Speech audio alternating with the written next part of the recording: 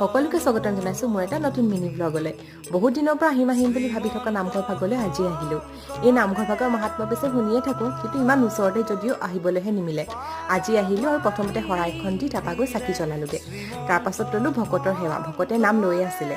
ইয়ালৈ যদি আহে আপোনালোকে কিন্তু এটা কথা মনত ৰাখিব, সদায় জাতীয় পোছাকে পৰিধান কৰি আহিব। বিশেষকৈ পুৰুষসকলে কিন্তু ধুতি পিন্ধি আহিব, কাৰণ আমাৰ মহিলাসকলে নামঘৰলৈ গ'লে সাধাৰণতে মেখেলা চাদৰ পিন্ধি যাওঁৱেই, নহ'লে হাজবেণ্ডৰ নিচিনাকে এনেকে বাহিৰতে ৰ'ব লাগিব।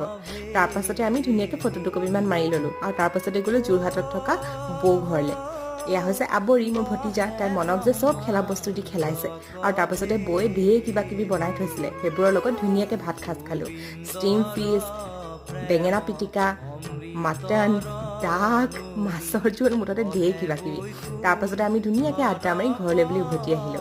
যদি আপোনালোকৰ মিনি ব্লগটো চাই ভাল লাগিলে প্লিজ লাইক শ্বেয়াৰ কমেণ্ট কৰি পেলাই নাপাহৰিব দেই।